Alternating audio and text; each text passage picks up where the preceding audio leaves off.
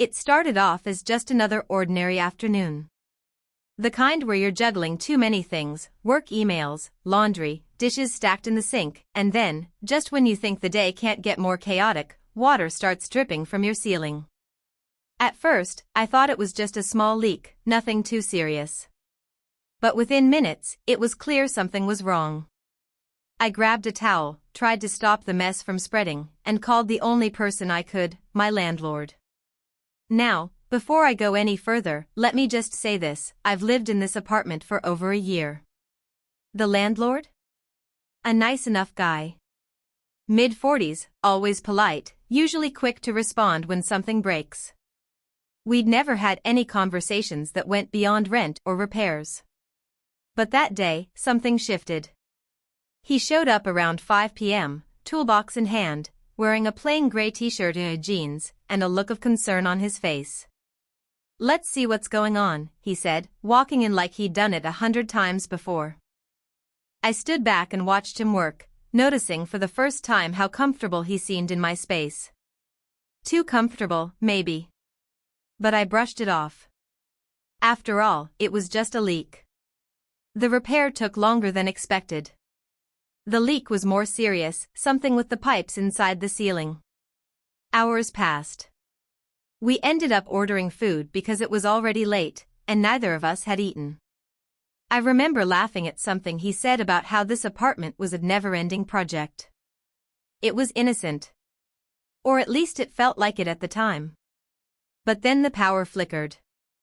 A sudden summer storm had rolled in, dark clouds, heavy rain, wind shaking the windows. "Looks like I'm stuck here for a bit," he said with a shrug, phone in hand showing no signal. I nodded, unsure of what else to say. We sat down with our food, the rain pounding outside, thunder rumbling low and steady. The mood shifted again, just slightly. We talked more than we ever had before. About life, relationships, the loneliness of living alone. He opened up about his recent divorce. I shared some things I hadn't told anyone in months. The walls between us slowly started to fade, not in a dramatic, movie-style way, but in that subtle, quiet way that sneaks up on you. And then, well, something happened. I won't pretend like I didn't see it coming, even if I told myself I didn't. That one night, what started as a routine repair, turned into something I never expected. Something I can't undo. The kind of night that changes how you look at yourself, and the people around you. But the real story? That came the morning after. Because secrets don't stay hidden for long. And that's when everything really started to unravel. The morning after was quiet, too quiet. The storm had passed, but the air inside the apartment still felt heavy, like it hadn't cleared. I woke up early, not because I wanted to, but because my mind wouldn't let me sleep. I sat there in the kitchen, sipping coffee and staring at the same spot on the table where we had laughed just hours ago. He was still in the other room, and every sound, the creak of the floorboards, the slow hum of the fridge, felt louder than it should. I kept replaying everything in my head. The conversation, the silences, the glances that lasted just a little too long. I couldn't shake the feeling that I had crossed some invisible line. And the worst part? I wasn't even sure how or when it happened. One moment, we were just two people trying to get through a rainy night, and the next, we weren't just landlord and tenant anymore. He walked into the kitchen, hair slightly messy, acting like nothing had changed. "Coffee smells good," he said casually, like this was just any other morning. I forced a smile, trying to match his tone.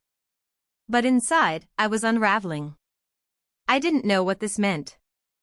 What was I supposed to say? Was it a mistake? Was it something more? Or was it just something that happened in the middle of a storm?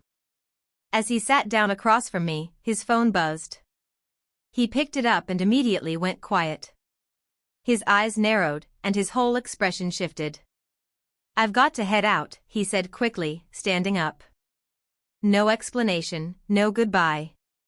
Just like that, he was gone. I sat there in silence, heart pounding, wondering what had just happened. It wasn't just the awkwardness of the morning, it was the way he left. So fast. So distant. Like something had suddenly changed. Or maybe something had been waiting to come out all along. Later that day, I got a call from his wife. That was the moment everything started to make sense. The hesitation in his voice. The guarded stories about his divorce. The way he looked over his shoulder before leaving. She wasn't just calling about rent. She was calling because she knew something wasn't right. And that's when I realized. I was never just a tenant. I was part of a secret I didn't ask to be in. And the truth? It was just beginning to surface. When I picked up the phone, my hands were already shaking. Her voice was calm, too calm. She introduced herself by name, but I already knew who she was before she even said it. "I'm calling about Mark," she said. Mark. That was the first time I'd heard his name spoken like that, out loud, by someone real from his life. I held my breath, unsure of what to say. She didn't accuse me. She didn't yell. She just asked, "Has he been spending time at your apartment lately?" It felt like the air got sucked out of the room. I wanted to lie, to say no, to act like I didn't know what she was talking about. But something in her voice told me she already knew the answer. I gave her a vague reply, something about the leak, how he came over to fix it, how the storm kept him from leaving right away. She paused. And then she thanked me. Just like that. Quiet, cold, and clipped. Then the line went dead. That call haunted me for days. I didn't hear from him after that. Not a text. Not a check-in. No follow-up about the leak, which by the way, was still dripping. It was like he'd vanished. And every time I passed that part of the hallway, the sound of the water hitting the bucket felt like a clock ticking louder and louder, reminding me that something wasn't finished. Something was broken, far beyond the pipes. That week, I started noticing things. A strange car parked near the building late at night. A neighbor mentioning someone asking questions about a girl on the second floor. One of my friends even got a weird message on social media from an account with no profile picture, asking if she knew me. It didn't feel like guilt anymore. It felt like surveillance. And I started to wonder, was this really about a mistake? Or was I caught in the middle of something bigger? Something messier? Then came the envelope. No return address. Slid under my door. Inside was a photo. Blurry, but clear enough to recognize. It was me, and him, sitting at my kitchen table that night. From outside the window. That's when I realized someone was watching.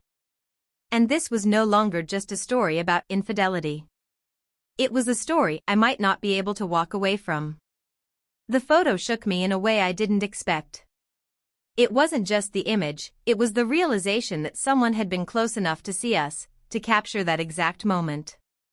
I stood frozen, the envelope still in my hand, my mind racing with questions. Who took it? Why now? Was it her? Was she watching that night? Or had she hired someone? The thought alone sent a chill through my chest. I locked all my doors and checked every window, heart pounding in my ears. That quiet sense of unease I'd been carrying turned into full-blown paranoia. I started keeping the curtains closed, leaving lights on in rooms I wasn't in. My phone would buzz, and I'd jump. Every knock at the door felt like a warning. I wasn't just nervous, I was scared. Then came the messages. First, it was just one. A number I didn't recognize, "You should have known better." Then another, "He's not who you think he is." And then, "You'll regret this." I didn't reply, but I knew someone wanted me to feel cornered. And it was working. A few days later, Mark finally showed up. Out of nowhere. No warning. Just knocked on the door like nothing had happened. I opened it with every emotion bubbling up, anger, fear, confusion, but he looked desperate. Tired. Not like the calm, collected man who had sat at my table that night. "We need to talk," he said, voice low. I let him in, but I didn't sit. I wanted answers. I told him about the photo, the calls, the messages. He didn't look surprised. That scared me even more. He admitted things, half-truths, vague mentions of his marriage not being as over as he'd claimed, that she was the type who didn't let go easily. He said she had people who kept tabs. That she always found out everything. His voice trembled, not from guilt, but from fear. Real fear. That's when it hit me, he wasn't just hiding from her. He was running. And now, so was I, whether I wanted to or not. Then came the sound outside, loud, sudden, a car door slamming shut. We both turned to the window. A woman stood across the street, phone to her ear, staring straight up at my building. She knew. She was here. And whatever was about to happen, it was already in motion. She didn't move. She just stood there, across the street, staring up at my window like she'd already won. The phone pressed to her ear, her free hand tucked into her coat pocket. It was like a scene from a thriller I never meant to be part of. Mark stepped back from the window, his face pale. "That's her," he said quietly. "That's my wife." My stomach dropped. I asked him what she wanted. Why she was really here. He didn't answer at first, just paced, pulling at his hair like he was trying to piece something together. "It's not just about us," he finally said. "It's about everything else I never told you." That's when the real twist began to unravel. He confessed he hadn't just lied about the divorce. He was still living with her part-time, splitting his life between two places. Apparently, the marriage had been rocky for years, but they had more than emotional baggage tying them together. Real estate, finances, and secrets. Secrets that she wasn't willing to let go of, and now, because of that one night, I had somehow gotten caught in the middle. "She's not just mad," he said. "She's dangerous." He claimed she had a history of obsession. That in her world, betrayal didn't just get punished, it got erased. And worse, she'd done it before. There had been another woman 2 years ago. Someone he'd gotten close to. Someone who left town suddenly, without a trace. I didn't want to believe it. It all sounded too dramatic. Too far-fetched. But the more he spoke, the more the pieces started to click. The fake accounts. The messages. The photo. The neighbor who'd asked about me. It wasn't just about heartbreak. It was about control. And now, I was part of her game. Then came the knock at the door. 3 sharp bangs. Mark froze. "Don't answer it," he whispered, backing away like he already knew what was coming. My heart felt like it was going to crack through my ribs. The knocking came again, this time louder. Then silence. Long, terrifying silence. Mark motioned for me to stay quiet. He tiptoed to the peephole and went completely still. "It's not her," he whispered. "It's someone else." I leaned in, confused. Another man stood at the door. Late 40s, tall, wearing a black jacket. He wasn't someone I recognized, but Mark clearly did. His face drained of all color. "That's her brother," he muttered. "We're in trouble." Now the stakes had doubled. It wasn't just a jealous wife on the other side of the door. It was a family involved. A family who would protect their secrets no matter what. And suddenly, I realized this wasn't just an infidelity story anymore. It was a trap. And I had no idea how deep it went. Mark stepped away from the door, his whole body tense. "We have to go," he said, voice barely above a whisper. I stared at him, confused and panicked. "Go where?" I asked. But he didn't answer. He started grabbing his things, his phone, his jacket, and told me to pack a bag. "Just enough for a few days," he said, like we were running from something bigger than a broken marriage. Outside, I could hear footsteps. Heavy, slow, measured. The man at the door wasn't knocking anymore, he was pacing. Waiting.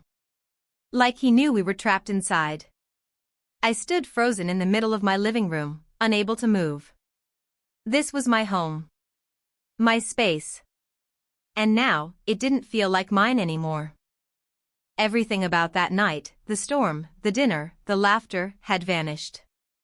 In its place was something dark and unfamiliar. Mark grabbed my arm. "I'm sorry," he said. "I never meant for you to get dragged into this." But sorry didn't change anything. We were already in it. And there was no going back. Suddenly, the doorknob turned slowly, like someone testing it. Then a voice called out. Calm. Controlled. "Mark, we just want to talk." It wasn't just the brother's voice. It was hers too. She was out there. I could hear her now. "You've done enough hiding," she said.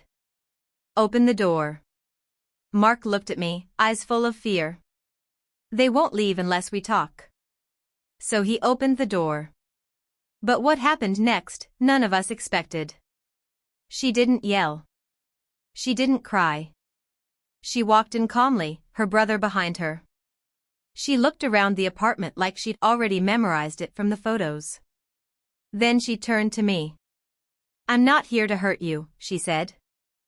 "I just needed you to know the truth." That's when she pulled out her phone and showed me something, messages. From months ago. Between her and Mark. Ones that proved he wasn't just hiding the marriage, he was setting me up. "You weren't the only one," she said. "He's done this before. Over and over. Same pattern. Different woman." Mark tried to deny it, but it didn't matter. The messages were clear. He had told her everything. Even planned how it would look if things got messy. It wasn't just a mistake, it was manipulation. A game he had played too well, for too long. She wasn't stalking him. She was tracking him. And I was just another piece of the puzzle. I stood there, stunned. All the guilt, the fear, the confusion, it all flipped. I had been pulled into something carefully designed. And now I was watching it fall apart. Mark turned pale, then ran. Out the door. Down the stairs. Gone. Her brother followed. Not to hurt him, but to end it. And just like that, the truth was out. But the final twist? A week later, I got another envelope. Inside, another photo. Not of Mark. Of me. Alone. At the window. And a note that said, "You're not the only one being watched." I stared at the photo in my hand for a long time. It was different this time, no Mark, no moment of intimacy. Just me, alone, standing behind the glass, looking out like I was waiting for something. Or someone. The note that came with it, "You're not the only one being watched," stuck with me more than anything else. It made me realize this story wasn't just about infidelity, or secrets, or a broken relationship. It was about how easy it is to lose sight of truth when you're caught in someone else's web. After that night, I changed. Not just the locks on my doors, but the way I saw people. I filed a police report, shared everything I had, the photos, the texts, the note. They said they'd look into it, but deep down, I knew there wouldn't be any neat ending. Mark had vanished again, and as far as I knew, his wife and her brother had gone quiet too. No more messages. No more late-night knocks. Just silence. But the damage had been done. I moved out of the apartment a few weeks later. I needed a fresh start. New city, new place, and hopefully, no surprises behind the walls. I started therapy, too. Not just to process what happened, but to understand how I got pulled in so easily. Because the truth is, sometimes we're looking for connection so badly, we don't see the red flags waving right in front of us. I never heard from Mark again. But sometimes, late at night, I'd still feel the weight of those eyes, the sense that someone, somewhere, knew more about my life than I ever meant to share. That's what betrayal does. It leaves you second-guessing everything. Even your own reflection. If there's one thing I've learned from all this, it's that infidelity stories aren't always black and white. They're messy, twisted, and sometimes they come with a cost you don't see until it's too late. But healing is possible. And moving on doesn't mean forgetting, it means growing. To anyone out there caught in a situation that feels off, trust your gut. Ask the hard questions. And remember that not every charming smile comes with honest intentions. Because the truth? Not every story ends when the door closes. Some of them leave shadows that stay long after the lights are off. 17.